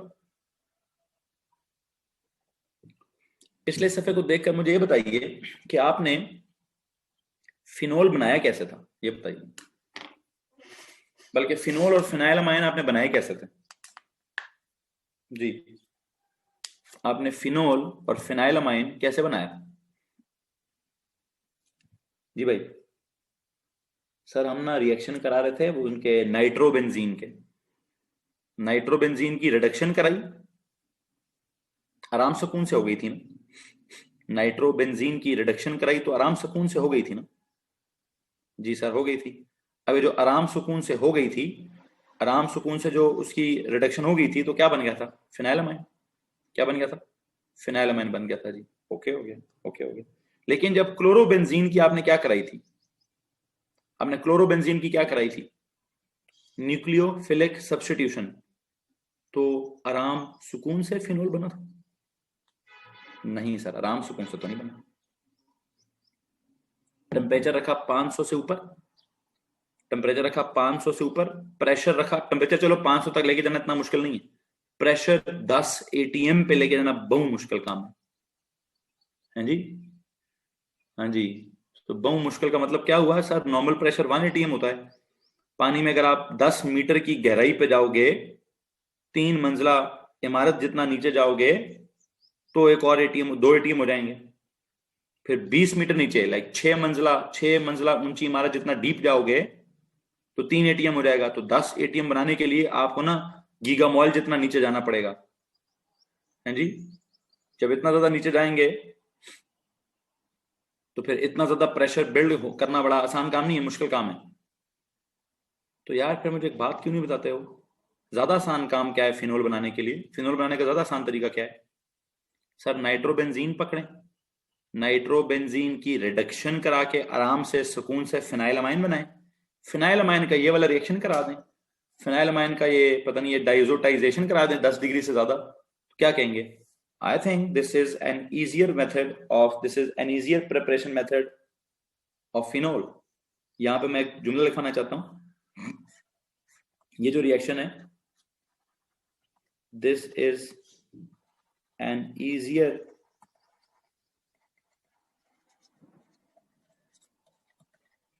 preparation method of what? Of phenol. This is an easier preparation method of phenol. Please इसको नोट करिए जल्दी से. मसला है तो प्लीज हाथ खड़ा करेंगे. यहां तक किसी को मसला है तो हाथ खड़ा करेंगे. अच्छा, अब इसी रिएक्शन की एक और सिग्निफिकेंस भी है. इसी रिएक्शन की एक और सिग्निफिकेंस भी है. अगर आप इस रिएक्शन को 10 डिग्री से कम पे जब आप कराया था, जब आपने 10 डिग्री से कम पे कराया था,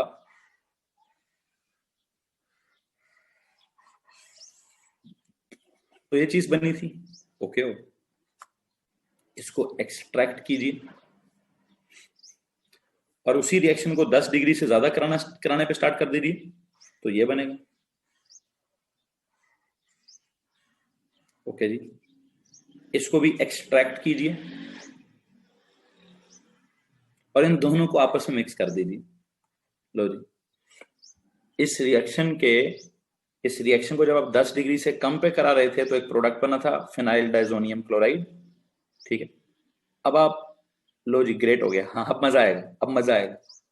अब इसी रिएक्शन का जो प्रोडक्ट था 10 डिग्री से ज्यादा, उसको भी निकालिए और उन दोनों को आपस में मिक्स कर दीजिए. उन दोनों को आपस में मिक्स कर दीजिए, तो एक तीसरी चीज बनेगी. हाँ जी, उस तीसरी चीज को क्या कहेंगे? वो कहता है जी what is the name now, what is the story? The story is azo coupling. What? एक काम करेंगे please, diazonium salt and phenol produced can react. कैसे? कहता है जी can react with each other to form a compound in which the 2 benzene rings would be coupled with each other, ठीक है, through 2 nitrogen atoms forming something like what? That is known as azo coupling. लो जी, एक काम करो जरा, एक काम करो, पिछले पेज पर ही मैं यहां जरा ऊपर ये वाली बात लिखने की कोशिश करता हूं. सुनिएगा प्लीज मैं क्या कह रहा हूं.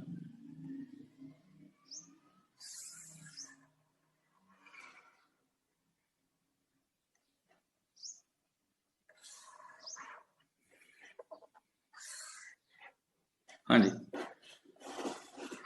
मैं कह रहा हूं ये बड़ा इंपॉर्टेंट किस्म का रिएक्शन है. बस आखिरी बात. और बेटा कह रहा सर इसी वजह, जिस वजह से बायो छोड़ी थी वही चीजें आप यहाँ ले आए. बस आखिरी, इससे ज्यादा ये टफ है, टफ नहीं है, रटा है, बस रटा है. एक वक्त आता है रटा पीक पे जाता है, फिर एकदम से नॉर्मल हो जाती है बात. ठीक है, सुनिए जरा, एक नोट लिखिए. नहीं, मैं ये नहीं कह रहा बायो में ऐसा है. बायो में समटाइम इस तरह का रटा होता है ना. वो मैंने नहीं बोला भाई, पुत्र जी, मैंने नहीं बोला. वो एक बच्चे ने कमेंट किया, सर बायो मैंने इसी वजह से छोड़ी थी कि वहां पे समटाइम रटे मारने पड़ते हैं. ठीक है, सो एक बच्चे ने बोला है, उसका जवाब आया बायो में ये कहाँ है सर. चलो ये नहीं है, इस तरह के रटे की चीजें तो होंगी ना. ठीक है, चलो खैर, बहरहाल जो भी है, गुजारा करिए. मैं जो लिखवा रहा हूँ नोट वो लिखिए प्लीज. एक नोट लिखिए. Phenyl diazonium salt and phenol can react with each other to form a compound in which 2 benzene rings will be coupled together.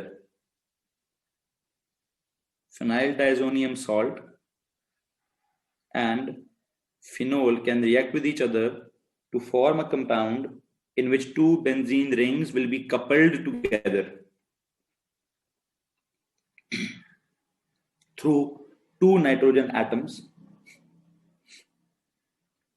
Such a reaction is known as azo coupling. तो अब जो मैं reaction करा रहा हूं उसका नाम है एजो कपलिंग. बताता हूं, एजो कपलिंग. मैंने क्या नोट लिखवाया? मैंने कहा phenyl diazonium salt and phenol can react with each other. लिख देता हूं यार, एक तो तुम लोगों की डिक्टेशन इतनी कमजोर है. Phenyl diazonium salt and phenol can react with each other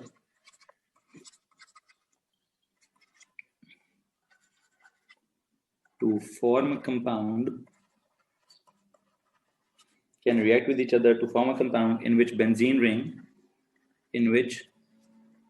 two benzene rings are coupled with each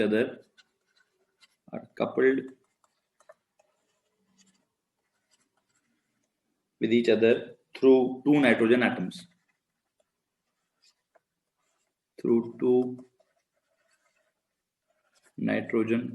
atoms. ठीक है, कैसे सुनो भाई, ऐसे जी,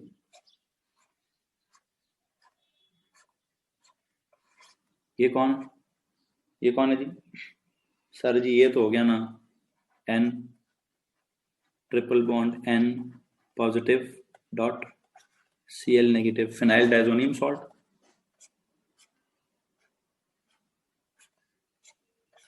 प्लस ये कौन है? सर जी है फिनोल। इनको बस आपस में मिक्स करना है आपने। इनको जब आप आपस में मिक्स करेंगे, मेरा एक छोटा सा सवाल है आपसे।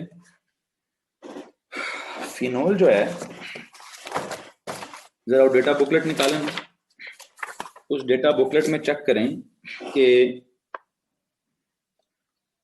आपके पास ये डाइजोनियम सॉल्ट का तो नहीं पता कि 2,4,6 डायरेक्टिंग ग्रुप है कि कौन सा है। फिनोल का तो हमें पता ना, फिनोल कौन सा डायरेक्टिंग ग्रुप है बच्चों, फिनोल का तो हमें पता है। उस डेटा बुकलेट में फिनोल मेंशन्ड है कि फिनोल का डायरेक्टिंग ग्रुप का क्या मसला है, उसका वो कौन सा डायरेक्टिंग ग्रुप है। सर जी फिनोल इज 2,4,6 डायरेक्टिंग ग्रुप, 1 2 3 4, 4 बिल्कुल ऑपोजिट है। लो जी,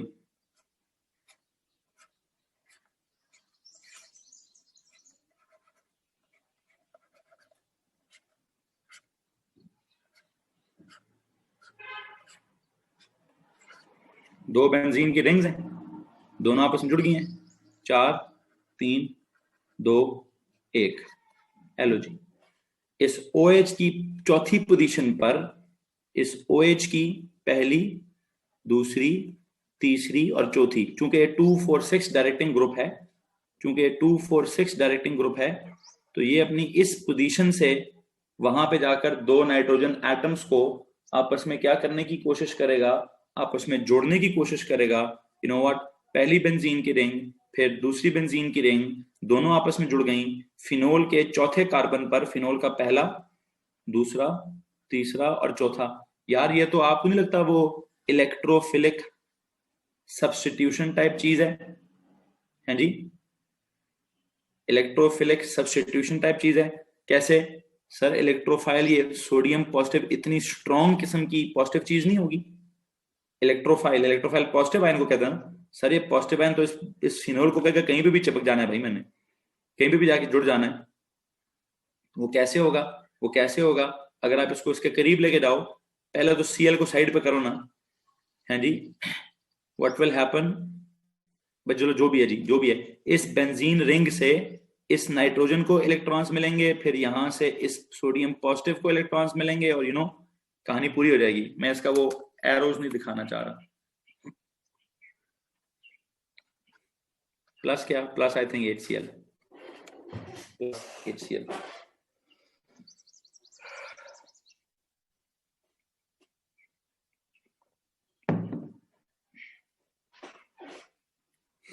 जी,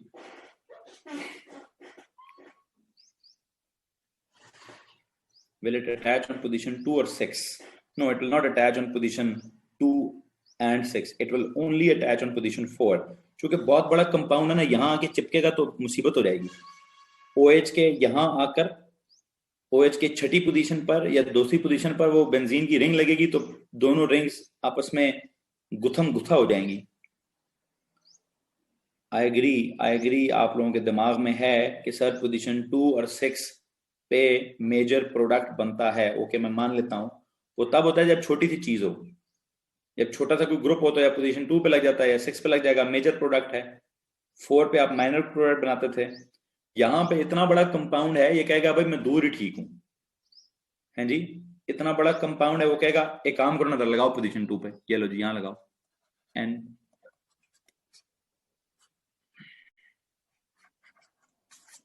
यहाँ पे उसको प्रेफर नहीं करता, वो कहता है जी मैं जरा पोजीशन नंबर 4 पे लग जाऊँ, ज्यादा बेहतर है, दूर दूर बिल्कुल एक्सट्रीम एंड्स पे रहूं तो ज्यादा बेहतर है। वैसे अगर आप पोजीशन 2 पे भी लगा देंगे, मुझे एतराज नहीं है इस बात से, मुझे नहीं लगता एग्जाम पास पेपर वाले को भी एतराज होगा, कोई एतराज नहीं है उसको भी। मैं वैसे वो कंपाउंड को जरा थोड़ा सही तरह से बनाने के लिए पोजीशन 4 पे लगा रहा था। बाकी अगर आप 2 पे लगाते हो तो आपने पढ़ा हुआ है कि phenol is a 2,4,6 dieting group, 2 पे भी लगा सकता है, 4 पे भी लगा सकता है, 6 पे भी लगा सकता है, जहां दिल करे लगाओ यार। मैं बस वैसे एहतियातन दोनों को एक्सट्रीम्स पे रखने के लिए, दोनों थोड़ी सिमेट्री किसी तरह से बनाने के लिए वो 4th पे जाके मैंने लगा दिया। हाँ ये मदद का सवाल है, भाई ने पूछा है सर इस कंपाउंड का नाम क्या है। तला मुबश्शिर, कोशिश तो करो इसका नाम बनाने की।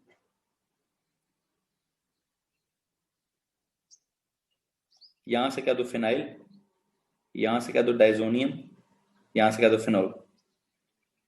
इसका नाम है dash dash dash dash dash dash dash. Okay हाँ यही नाम है जी। नाम नहीं पढ़ाना भाई, नाम नहीं पढ़ाना। नाम वो क्या कहते हैं, नाम में क्या रखा है, किरदार चेक करो इसका। हाँ किरदार पढ़ाना है, कोई यस किरदार पढ़ाना है। किरदार क्या है ओ भाई, ये शादियों में, फदगियों में, कहीं ना कहीं दावतों में मीठे चावल खाते हो ना, हैं बच्चों, जर्दा खाया जाता है ना। असल में जो जर्दा होता है, जो जर्दा जो जो मीठे चावलों को आई होप यू नो जर्दा कहते हैं, ठीक है। जर्दा असल में निकला है जर्द रंग से। किस रंग से, जर्द रंग।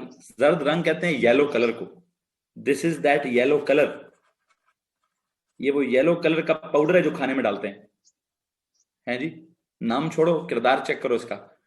ये है जर्दा, दिस इज दैट जर्दा। आई होप आपको समझ आ रहा होगा। Food colouring, exactly food colouring. जी जी जी, मीठे चावल बिल्कुल सफेद नहीं होते, मीठे चावल सफेद नहीं होते। बस वो जो मीठे चावल होते हैं उनको नीला पीला लाल हरा कैसे किया जाता है, उनमें जो पीला कलर डाला जाता है या वो पीला कलर है। कभी कभार आपने देखा होगा थोड़ा ग्रीन कलर भी डालते हैं, थोड़ा सा ब्लू कलर भी होता है, मुख्तलिफ किस्म के कलर छिड़क देते हैं बीच में। ये जो मुख्तलिफ किस्म के कलर छिड़क देते हैं वो इस डाइजोनियम सॉल्ट का कमाल है। इसका रिएक्शन आप सिर्फ फिनोल के साथ तो नहीं हो सकता ना, वैसे मुझे बात हो है। ये जो डाइजोनियम सॉल्ट है ये क्या कर सकता है, it can substitute with other benzene derivatives as well, ठीक है। It can substitute with other benzene derivatives forming different coloured dyes, forming different coloured dyes. चलो जी आखिरी नोट लिखो इसके साथ।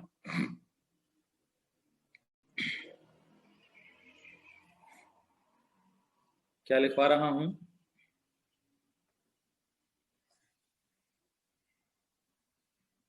इस वाले को तो मैंने येलो कलर्ड कह दिया।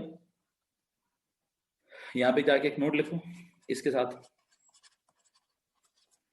Phenyl diazonium salt can substitute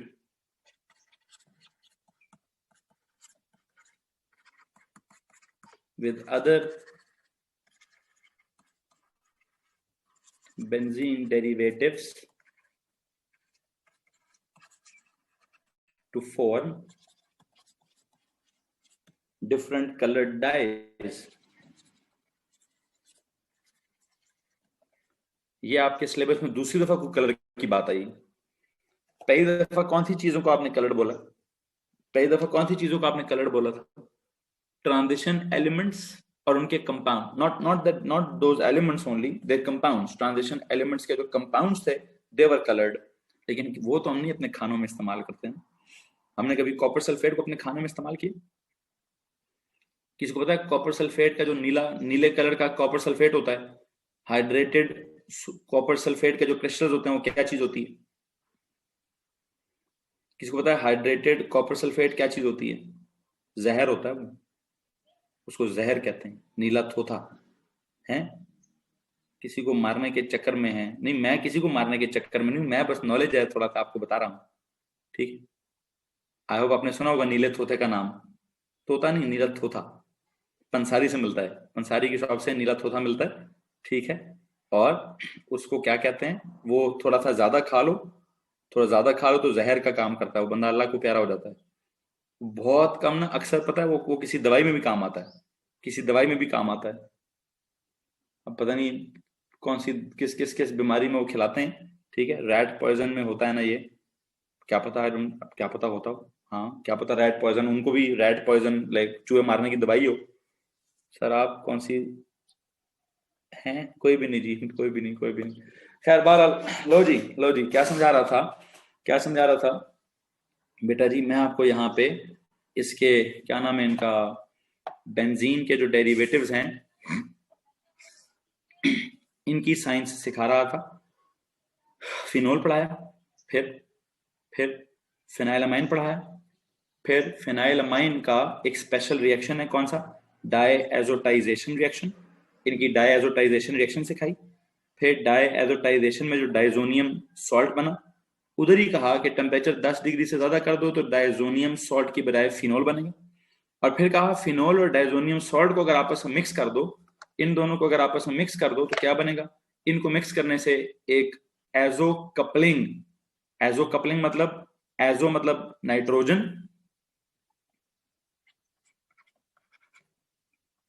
coupling मतलब टुगेदर, कपल करना, जोड़ना। क्या चीज जोड़ी गई, क्या चीज जोड़ी गई, दो बेंजीन की रिंग्स जोड़ी गई through nitrogen, two benzene rings, क्या लिखा आपने, phenyl diazonium salt and phenol can react with each other to form a compound in which two benzene rings are coupled with each other through two nitrogen atoms, ठीक है। and the compound, the product, the final product is a yellow colored dye, ठीक है, that is used in food coloring, food colouring के लिए इसको इस्तेमाल करते हैं, जर्दे में इसको डालते हैं, ठीक है। और हाँ ये येलो की जगह ग्रीन हो सकता है, ग्रीन की जगह ब्लू हो सकता है, ब्लू की जगह रेड हो सकता है, अगर आप क्या करें, इस फिनाइल डायजोनियम सॉल्ट को सब्स्टिट्यूट कराएं with other benzene derivatives, not just with phenol.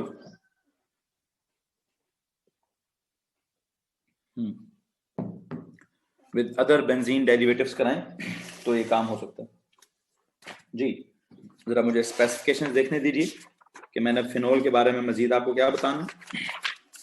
सुनो जी, वो कहता है जी फिनोल के बारे में आपको क्या बताना चाहिए, recall the chemistry of phenol as exemplified by the following reactions. Number 1, phenol का रिएक्शन विद सोडियम हो गया ना, फिनोल का रिएक्शन विद सोडियम हो गया, डिस्प्लेसमेंट वाला। फिनोल का रिएक्शन विद बेसिस, न्यूट्रलाइजेशन वाला हो गया। फिनोल का रिएक्शन विद डाइजोनियम सॉल्ट्स, ये है फिनोल का रिएक्शन विद डाइजोनियम सॉल्ट, ये भी हो गया। अच्छा फिर कहता है फिनोल की नाइट्रेशन, क्लोरीनेशन और अल्काइलेशन भी सीखें, हैं जी, वो भी सीख ली। Describe and explain the relative acidities of water, phenol and ethanol. I think I am done with this phenol वाला चैप्टर। फिनोल प्रॉपर एक चैप्टर के तौर पर यहां मेंशन्ड है। फिनोल की बात में किसी को प्रॉब्लम है? No, done, okay. फिर एक अलग से चैप्टर है इसका, अमाइंस का, ठीक है जी। अमाइंस के बारे में वो क्या कहता है, कहता है जनाब सबसे पहले तो आप ये देखें कि फिनाइल अमाइन बनता कहां से है जी। वैसे मुझे एक बात बताएं, हमने इथाइल अमाइन कहां से बनाया था, यानी एएस में इथाइल अमाइन बनाया था ना, वो हेलोजिनो अल्केन्स का अमोनिया के साथ पता नहीं क्या करते थे। यस कहता है वो पता होना चाहिए। फिर ये पता होना चाहिए कि फिनाइल अमाइन कहां से बनता है, वो बनता है नाइट्रोबेंजीन की रिडक्शन से, ये हो गया। फिर कहता है जी इन अमाइंस की, चाहे वो अल्काइल अमाइन है चाहे वो फिनाइल अमाइन, इनकी बेसिसिटी एक्सप्लेन कीजिए। लोन नाइट्रोजन है, लोन पेयर है, बेसिक है, ओके। फिर कहते हैं जी अमोनिया की, इथाइल अमाइन की और फिनाइल अमाइन की आपस में जो बेसिक रिलेटिव बेसिसिटीज हैं वो डिस्कस कीजिए, वो भी डिस्कस हो चुके हैं। फिर कहता है describe the reaction of phenyl amine with what. Phenyl amine का वैसे वो ब्रोमीन के साथ why is it with aqueous bromine? चलिए एक सेकंड इसको छोड़िए। कहते जी फिनाइल अमाइन का एक तो वो रिएक्शन एक्सप्लेन कीजिए जिसमें जिसमें उसकी रिंग इन्वॉल्व है, reaction in which the ring is involve है जी। रिंग वाला रिएक्शन हो गया जिसमें आपने नाइट्रेशन करा दी, फिर उसकी क्लोरीनेशन करा दी, फिर आपने उसकी क्या बोलते हैं, एक और चीज होती है अल्काइलेशन करा दी। अच्छा, फिर कहते हैं फिनाइल अमाइन का नाइट्रस एसिड के साथ डाइजोनियम सॉल्ट और फिनोल बनाइए, ये वाला। इसका मतलब वो चाहता है नाइट्रस एसिड को क्या कहा जाए, स्पेसिफिकेशन ने कहा जी रिएजेंट है, जो आपका रिएक्टेंट है वो नाइट्रस एसिड है। Describe the reaction of phenylamine with nitrous acid, ये है जी। तो इसका मतलब आप चाहें तो नाइट्रस एसिड यहां लिख लें, ठीक है, आप चाहें तो नाइट्रस एसिड यहां एज अ रिएक्टेंट लिख लें, ठीक है, nitrous acid as a reactant यहां पे लिख लें, ठीक है भाई। बहरहाल या फिर एक काम करें, आपने इस तरह से लिखा हुआ है तो इसमें ना इसको हाईलाइट कर लें कि सर बेसिक असल रिएजेंट इसमें से ये नाइट्रस एसिड है, बाकी चीजें तो सब मिक्सचर हैं, बाकी चीजें सब एक रिएजेंट के तौर पर जैसे हैं वैसी पड़ी रहेंगी, ठीक है, ठीक है। फिर कहते जी इनकी एजो कपलिंग करा दें, वो हो गया। एक रिएक्शन बस रह गया, एक रिएक्शन बस रह गया, मुझे उसको चेक करने दीजिए, ये उसने रिएक्शन क्यों डाल दिया है।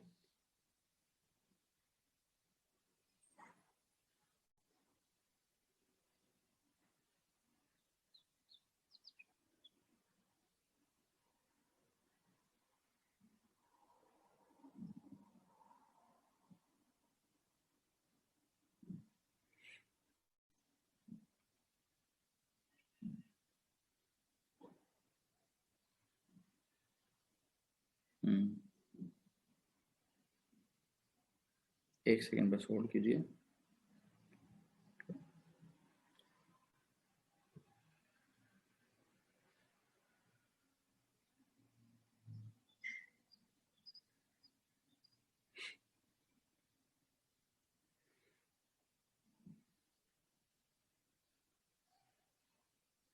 जाइए नेक्स्ट पेज पर एक रिएक्शन लिखवाना,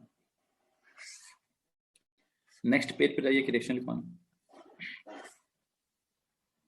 कौन सा जी? Reaction of phenylamine with aqueous bromine, please heading दीजिए। Reaction of phenylamine with aqueous bromine, with aqueous bromine जी, हेडिंग देंगे। लास्ट रिएक्शन है इसका फिनाइलमाइन का, रिएक्शन ऑफ फिनाइलमाइन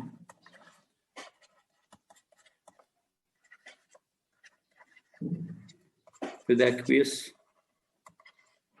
ब्रोमीन। ओके जी, एक्वियस ब्रोमीन के साथ वो क्या कह रहा है,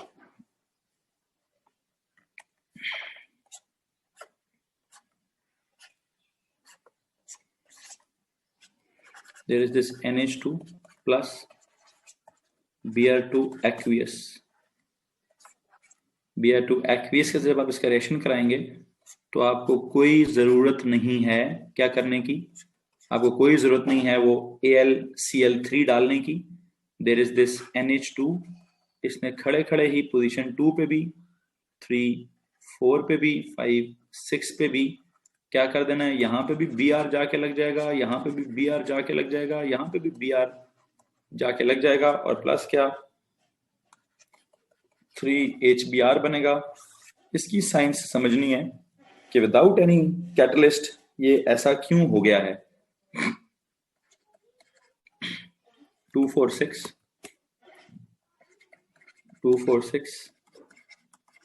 ट्राइब्रोमो फिनाइलमाइन।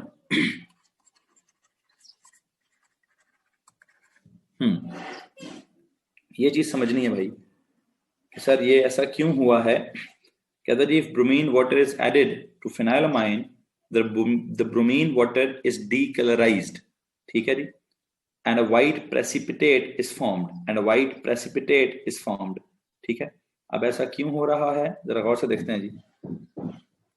कहता है जी ब्रोमीन वाटर का कलर क्या होता है, प्लीज ये बताएंगे।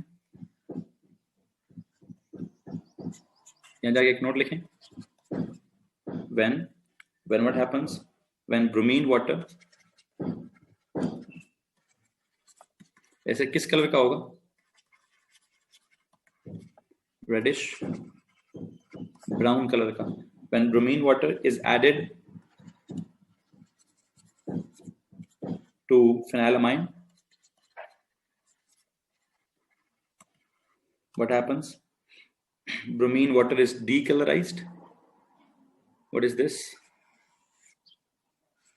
This is a white precipitate. क्या होता है, देखें जी, bromine water, yeah, the brown color of bromine water, the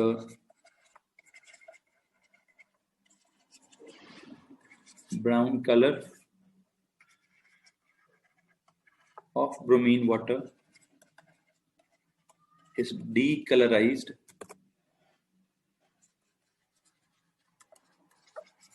and a white PPT is found, and a white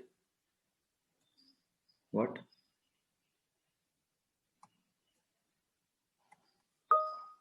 G. The brown color of bromine water is decolorized and a white PPT is formed. अच्छा, एक छोटा सा आपने note और लिखना है, the same happens, ठीक है, exactly the same happens with phenol. This is what exactly, this is exactly the same happens. एक छोटा सा नोट और लिखिए, exactly the same happens with phenol. लो जी, लिख तो लो, एंड पे कहो सर ये क्यों, ऐसा क्यों है, ऐसा क्यों हुआ है। हाँ जी जी भाई, ये इसका आखिरी रिएक्शन है जो स्पेसिफिकेशन ने मेंशन किया है। यदि आपको क्या करना है, आपको फिनोल की भी और आपको ये फिनाइलमाइन की भी अगर आप एक्वियस ब्रोमीन में डाल दें तो इसकी ब्रोमिनेशन हो जाती है पोजीशन नंबर 2 पर, 4 पर और 6 पर जाकर क्या होता है, ये डायरेक्ट लग जाते हैं without any AlBr3, without any catalyst. ये 2 पर, 4 पर और 6 पर डायरेक्ट कैसे लग जाते हैं। फिनोल में भी ऐसे ही होगा, फिनोल में भी ऐसे ही होगा। वजह बताइए क्यों। बेसिकली नाइट्रोजन में क्या है, वो आजकल चल रहा है ना, जोवी के अंदर क्या है, पता नहीं जोवी के अंदर क्या है जी, हर तरफ ही एक ही किस्म का बोर्ड लगा हुआ है, जोवी के अंदर क्या है। हाँ जी, यहाँ बताइए नाइट्रोजन के अंदर क्या है। सर नाइट्रोजन के अंदर एक लोन पेयर है। ओके जी, ये जो लोन पेयर है, बेंजीन की रिंग इस लोन पेयर को क्या कर देती है। सर बेंजीन की रिंग इस लोन पेयर को अपनी तरफ अंदर खींच देती है। ठीक हो गया जी, बिकॉज वो एक इलेक्ट्रॉन विदड्रॉइंग ग्रुप है। एग्जैक्टली इस OH में क्या होता है, OH में भी क्या है सर, OH में भी, उसमें तो एक तो नहीं, उसमें तो दो लोन पेयर्स हैं। ओके, इन लोन पेयर्स को भी क्या कर लिया जाता है, इन लोन पेयर्स को भी बेंजीन की रिंग अपनी तरफ खींच लेती है। ठीक है, इस तरह होता क्या है, इस तरह the electron withdrawing effect of benzene ring attracts the lone pair of on nitrogen और the lone pair of oxygen, जिसकी वजह से पोजीशन नंबर 2 और पोजीशन नंबर 4 यहां पर इलेक्ट्रॉन की डेंसिटी ज्यादा हो जाती है, यहां पर इलेक्ट्रॉन की डेंसिटी ज्यादा हो जाती है, जिस वजह से ये वाली पोजीशंस एक्टिवेट हो जाती हैं। क्या हो जाता है जी, क्या होता है, the lone pair on nitrogen atom और oxygen atom is directed towards the benzene ring because of electron withdrawing effect, due to which position number 2, 4 और 6 are activated और 2 मिनट में उनके ऊपर जाके ये ब्रोमिनेशन हो जाती है या जो भी क्लोरिनेशन होनी है, जो भी होना है वो जाती है। ठीक है, हमने कहा जी क्या होता है, the lone pair on nitrogen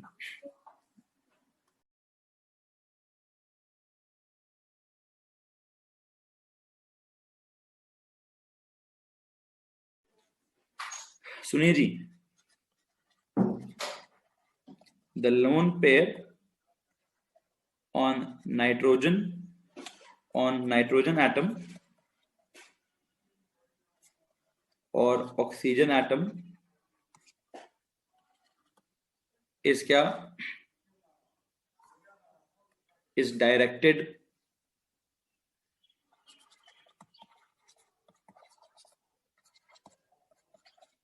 to the benzene ring due to क्या, due to the electron, कौन सा fact, due to the electron withdrawing effect of the ring, electron withdrawing effect of the G, the lone pair on nitrogen atom is directed to the, or oxygen atom is directed to the benzene ring due to the electron withdrawing effect of the benzene ring, ठीक है, which increases what, the electron density, which increases the electron density. चूंकि अब ये 246 directing groups हैं, ये 246 directing groups हैं, तो इन्होंने बेसिकली क्या करना होता है, एक सेकंड रुकिए, इन्होंने पोजीशन नंबर 2 पे, 4 पे और 6 पे इलेक्ट्रॉन्स की डेंसिटी क्या कर देनी होती है,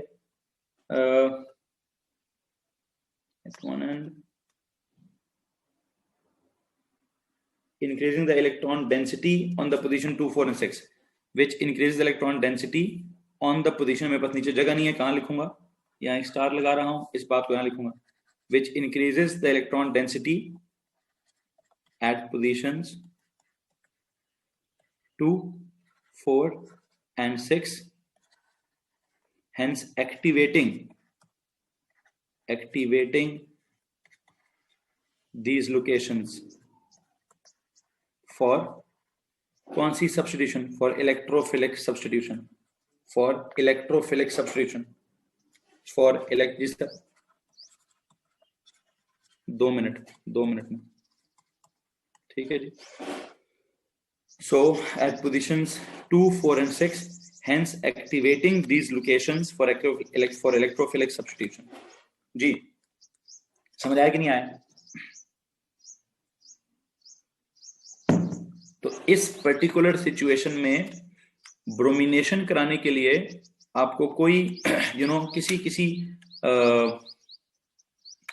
चीज की जरूरत नहीं है सर. एक तो AlBr3 इस्तेमाल करने की जरूरत नहीं है.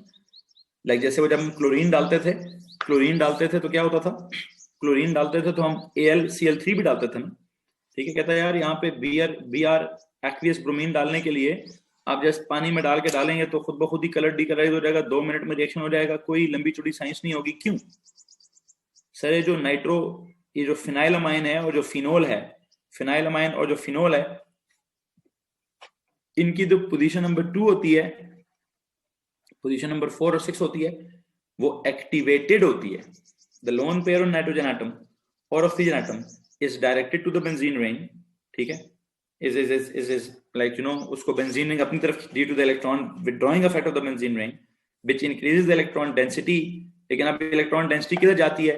आई होप आपको पोजीशन नंबर 2 और पोजीशन नंबर 6 तो अच्छे से समझ आ रहा होगा. जब इलेक्ट्रॉन्स उधर जाएंगे तो यहाँ पर इलेक्ट्रॉन ज्यादा हो जाएंगे या फिर यहाँ पर ज्यादा हो जाएंगे, या फिर सब एक दूसरे को रिपेल करते करते यहाँ जमा हो जाएंगे.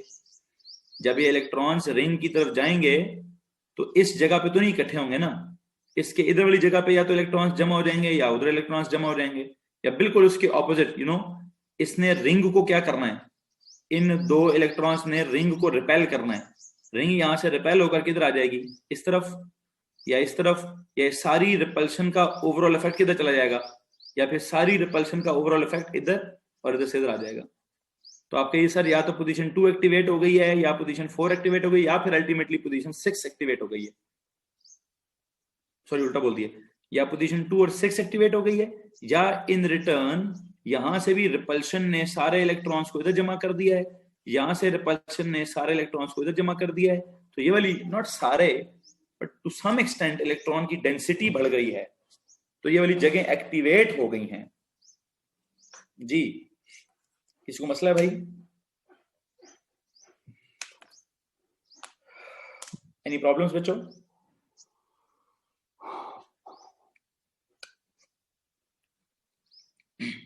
तो ये आपका एक स्पेसिफिकेशन के मुताबिक एक एक्स्ट्रा रिएक्शन था। ये आपका एक स्पेसिफिकेशन के मुताबिक एक्स्ट्रा रिएक्शन था। सो यू नो, हमने बेंजीन डेरिवेटिव्स में नाइट्रोबेंजीन पूरा कर लिया, क्लोरोबेंजीन पूरा कर लिया, मिथाइल बेंजीन पूरा कर लिया, फिनाइल बेंजीन, फिनाइल अमाइन पूरा कर लिया, फिनोल पूरा कर दिया है।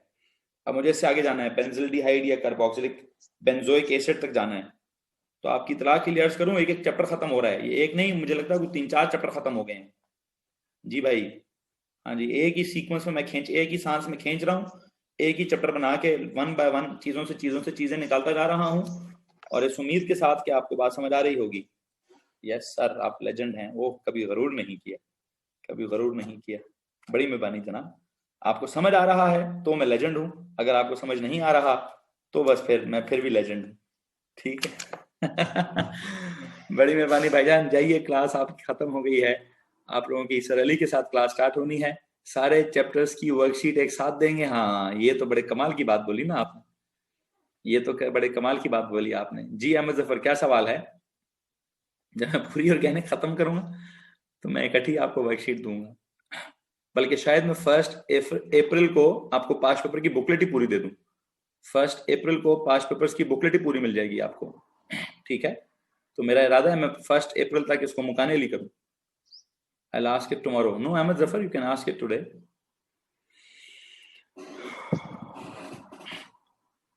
अब तो जी जी जनाब, चेक हुए होंगे, मैंने रिपोर्ट नहीं लिए। मुस्कान, चेक हुए होंगे, मैंने रिपोर्ट नहीं लिए।